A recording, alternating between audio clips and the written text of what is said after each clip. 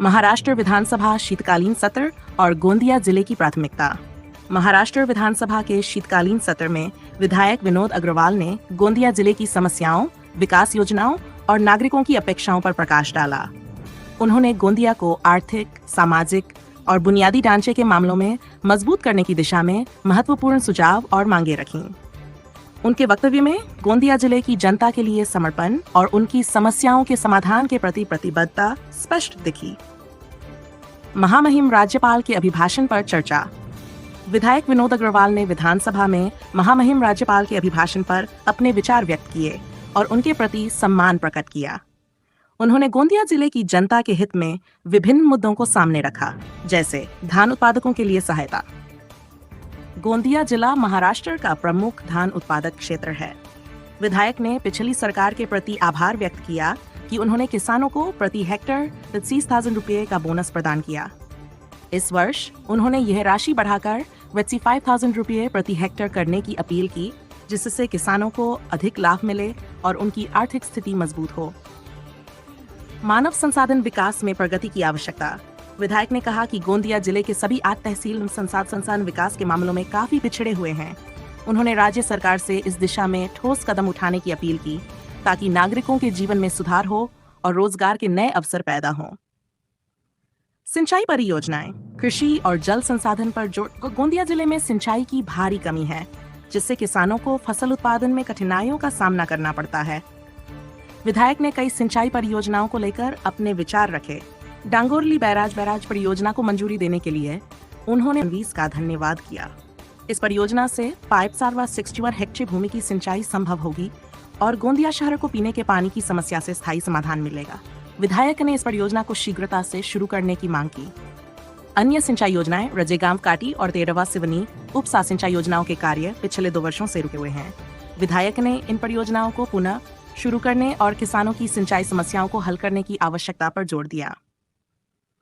पांगोली नदी पुनर्जीवित करने की आवश्यकता। गोंदिया शहर की जीवन रेखा पांगोली नदी है, जो समय के साथ प्रदूषण और अव्यवस्था का शिकार हो चुकी है। विधायक ने इस नदी को पुनर्जीवित करने के लिए DAPR प्रोजेक्ट रिपोर्ट तैयार करने और इसे शीघ्र मंजूरी देने की आवश्यकता पर बल दिया।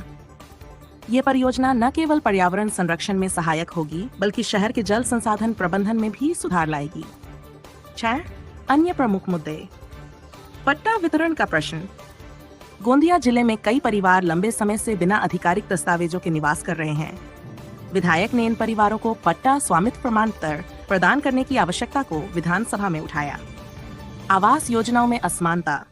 ग्रामीण और शहरी क्षेत्रों में आवास योजनाओं के तहत दी जाने वाली वित्तीय सहायता में असमानता का मुद्दा विधायक ने प्रस्तुत किया।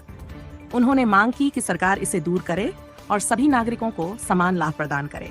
परभनी की घटना की न्यायिक जांच। परभनी में डॉ. बाबा साहेब आम्बेडकर की संविधान पुस्तिका के अपमान की घटना पर विधायक ने गहरा दुख व्यक्त किया और इसकी न्यायिक जांच कर दोषियों को सजा देने की मांग की। सत्कार एवं सामाजिक सहभागिता। विधायक विनोद अग्रवाल ने समाज में सक्रिय भूमिका निभाने और विभिन्न संगठनों द्वारा आयोजित कार्यक्रमों में भाग लेने की प्रतिबद्धता दिखाई। श्री अग्रसेन स्मारक समिति द्वारा उनके सत्कार का आयोजन किया गया, जिसके लिए उन्होंने समिति का धन्यवाद किया। भारतीय जनता पार्टी के सदस्यता अभियान में सक्रिय भागीदारी की घोषणा की। आगामी कार्यक्रम सदस्यता अभियान व कार्यशाला। भारतीय जनता पार्टी द्वारा गोंदिया शहर और ग्रामीण क्षेत्र में सदस्यता अभियान और कार्यशाला का आयोजन किया गया है। विधायक ने सभी कार्यकर्ताओं और पदाधिकारियों से इस कार्यक्रम में अनिवार्य रूप से भाग लेने की अपील की।